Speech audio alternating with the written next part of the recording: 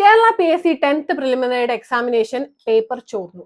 എന്റെ ഓർമ്മയിൽ ആദ്യമായിട്ടാണ് ഒരേ പരീക്ഷയുടെ 2 ഘട്ടങ്ങൾ ഒരേ ദിവസം നടത്തുന്നത്. അതായത് ഒരുപാട് പേര് എഴുതുന്ന ഒരു പരീക്ഷയാണ് ഈ 10th പ്രിലിമിനറി എന്ന് പറയുന്നത്. കുറെ കാലങ്ങളായിട്ട് ആളുകൾ പ്രിപ്പയർ ചെയ്യുന്ന ഒരു പരീക്ഷയാണ്. അത്തരം ഒരു പരീക്ഷയുടെ 4-5 ഘട്ടങ്ങൾ നടക്കാറുണ്ട്. അത് പല പല ദിവസങ്ങളായിട്ടാണ് നടക്കാറുള്ളത്. സ്വാഭാവികമായിട്ട് ഈ ക്വസ്റ്റ്യൻ പേപ്പർ മിക്സ് ആവുക അല്ലെങ്കിൽ മാറിപ്പോവുക എന്ന് പറഞ്ഞൊരു ചരിത്രമേ ഉണ്ടായിട്ടില്ല.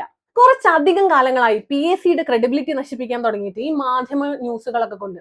അതായത് PSC ആ പരീക്ഷയിൽ പ്രശ്നം ഉണ്ടായിരുന്നു, ഈ പരീക്ഷയിൽ പ്രശ്നം ഉണ്ടായിരുന്നു, അത് പിൻവാതിൽ നിയമനം, അത് ഇത് എന്ന് പറഞ്ഞിട്ട് PSC വളരെ കൃത്യമായി നടത്തിയ പരീക്ഷകൾക്ക് വരെ ഇത്തരം പ്രശ്നങ്ങൾ അവർ ആരോപിക്കാൻ തുടങ്ങിയിട്ട് കുറെ കാലമായി. ഇപ്പൊ ഇവിടെ വന്ന് നിൽക്കുന്നു.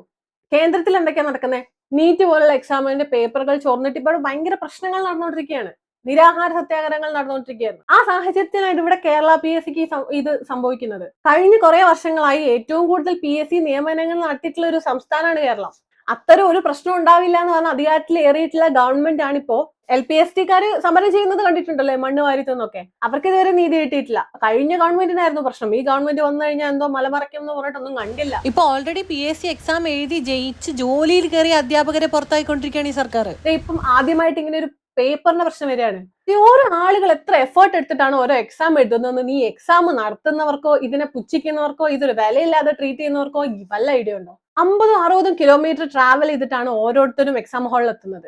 അതും അന്നത്തെ ദിവസം ലീവ് ആക്കിയിട്ടായിരിക്കും, അല്ലെങ്കിൽ 2-3 ആഴ്ചകൾ ലീവ് ആക്കിയിട്ട് പഠിക്കുന്നവരുണ്ടാവുമായിരിക്കും, അല്ലെങ്കിൽ ഇതിനു വേണ്ടി ജോലി മാറ്റി വെക്കുന്നവരുണ്ടാവുമായിരിക്കും. ഇത്രയൊക്കെ ആളുകളുടെ ഭാവിയാണ് നിങ്ങളുടെ കയ്യിൽ ഇങ്ങനെ തട്ടിക്കളിക്കുന്നത്. PSC ഇതുവരെ എഴുതാത്തവർക്ക് ചിലപ്പോൾ ഇതിനോട് പുച്ഛമായിരിക്കും.